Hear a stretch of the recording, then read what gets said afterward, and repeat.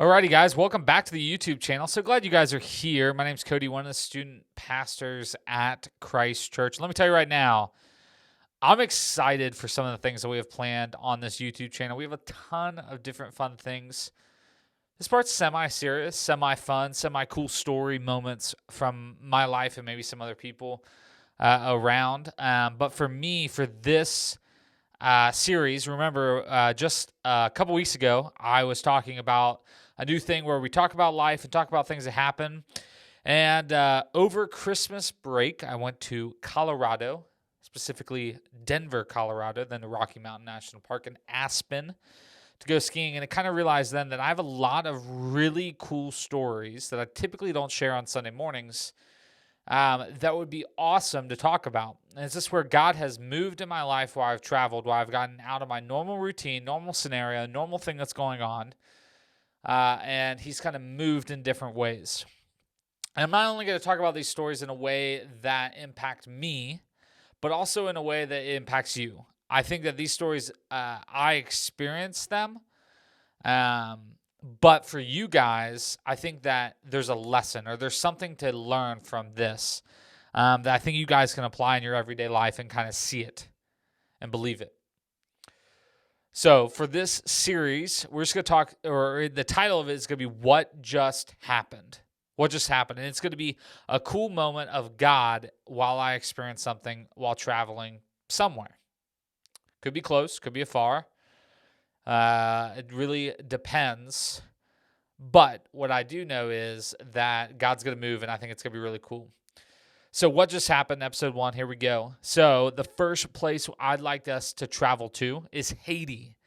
And Haiti is a very interesting country, but it's one of the poorest countries that there is, especially on this side of the hemisphere, or especially on this side of the globe. Haiti shares an island with what's called the Dominican Republic.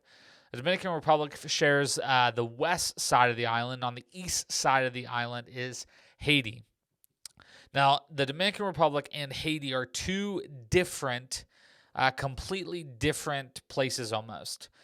The Dominican Republic has more touristy stuff. They make more from that and more of a Spanish-speaking community.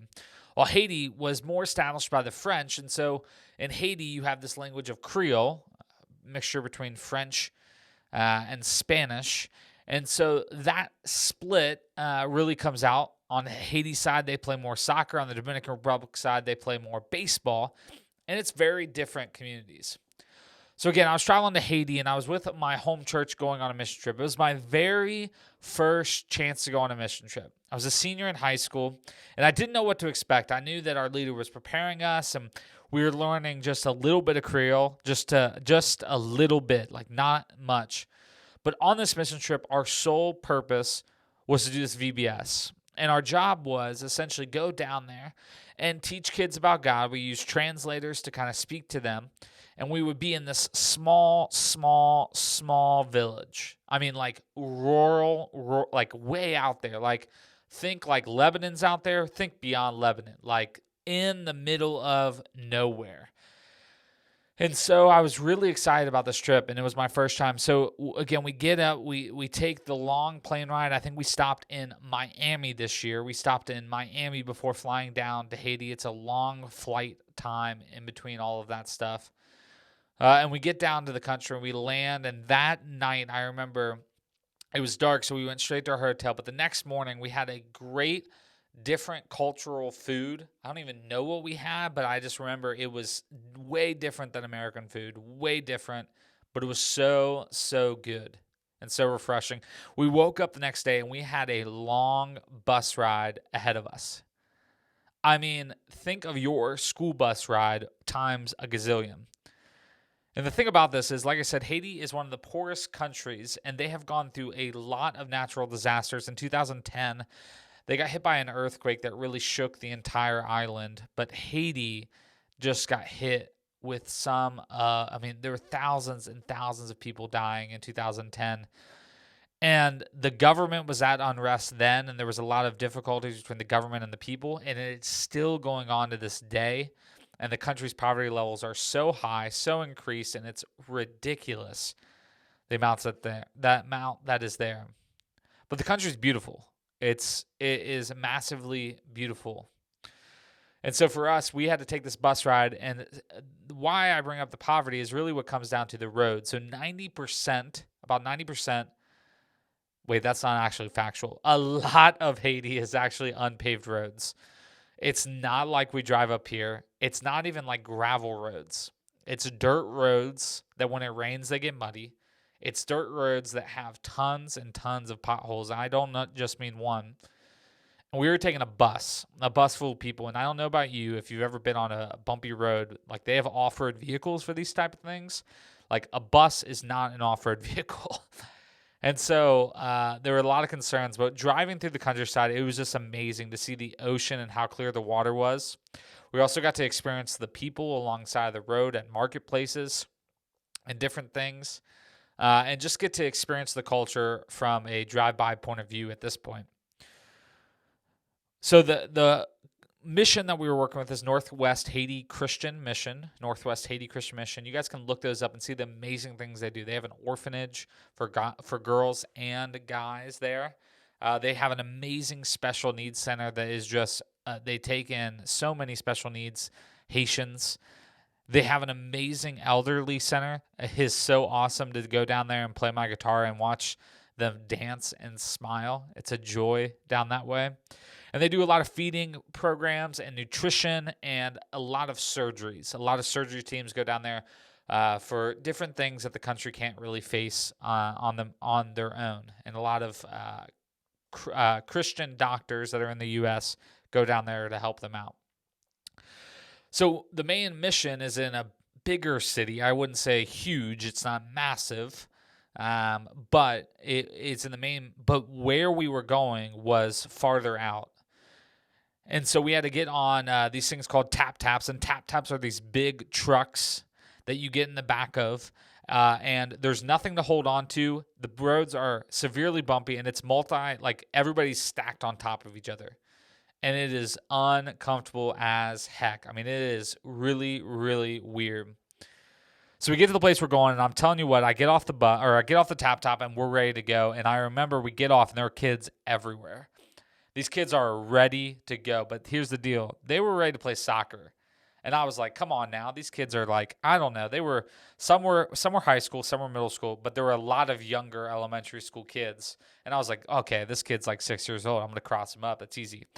That did not happen. That simply did not happen. And I thought, there's no chance that this is the way it's going to go the whole week. And it did. Their soccer skills were way past mine. Even though I had been playing through high school, and at that time was a senior in high school, still playing. So it's just crazy.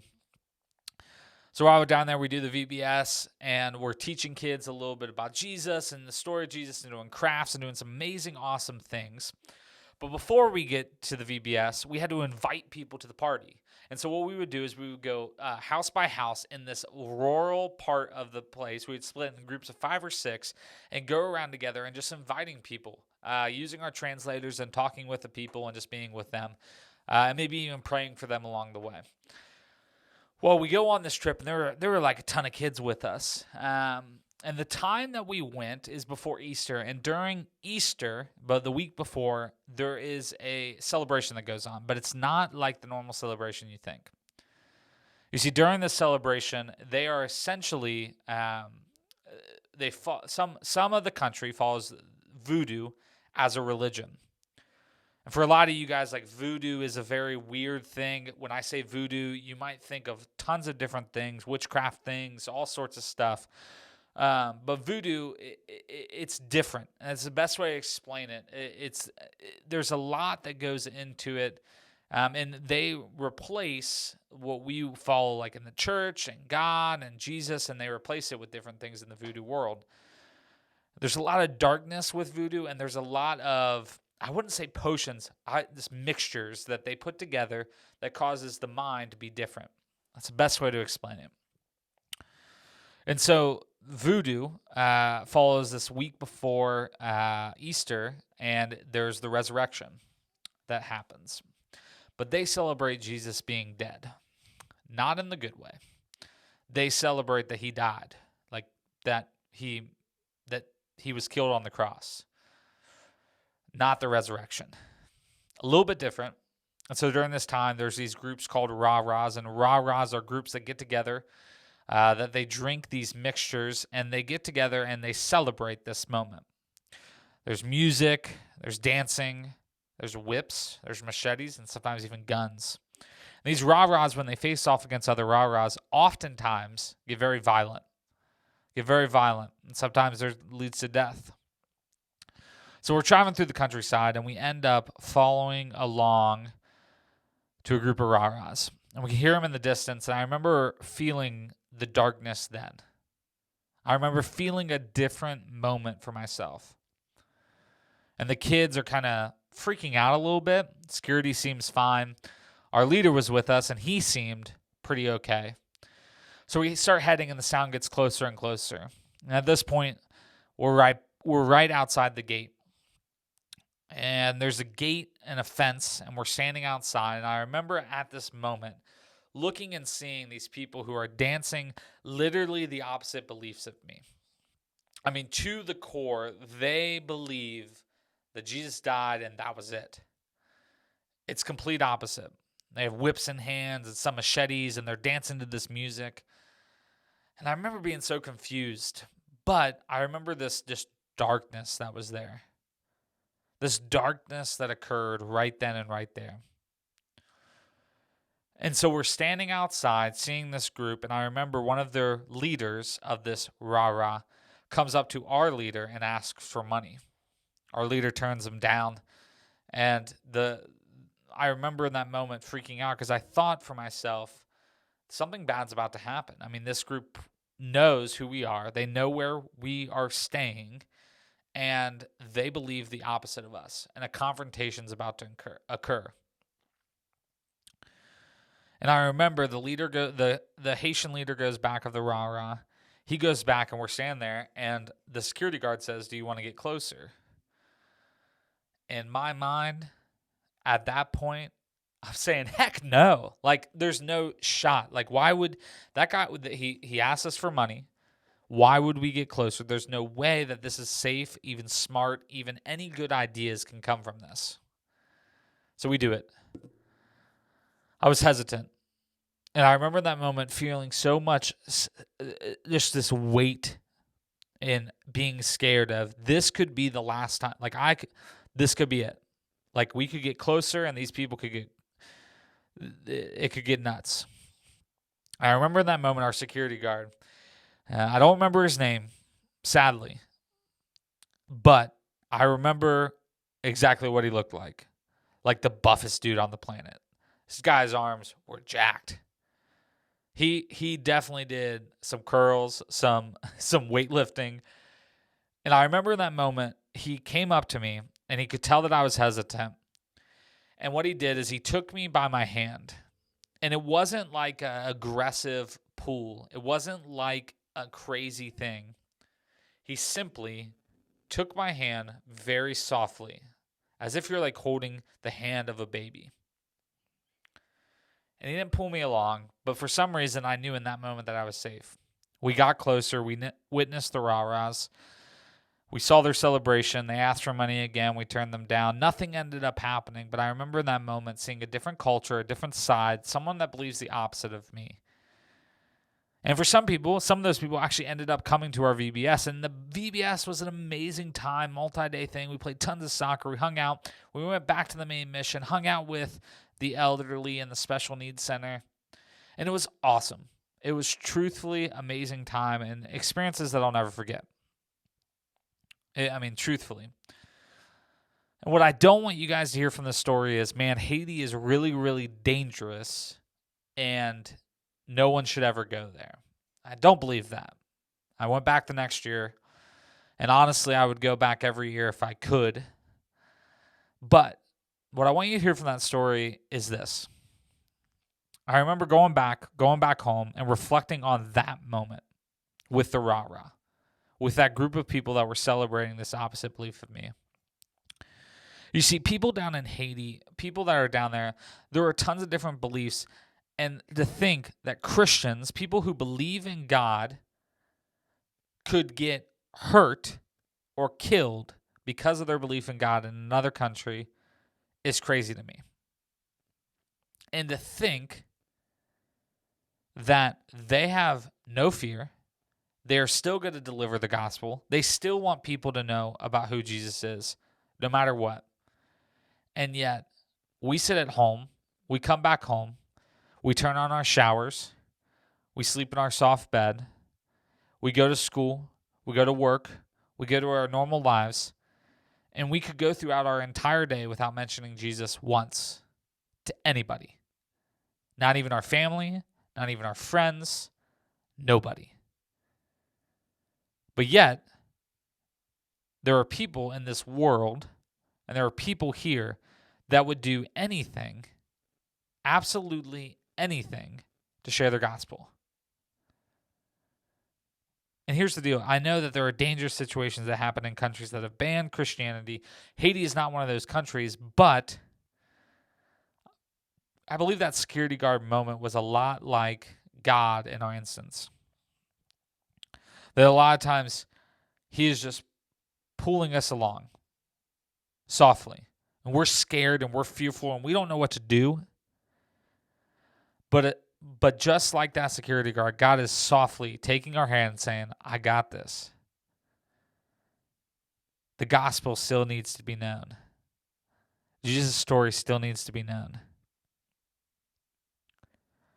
And I can't think about all my friends that are still down in Haiti.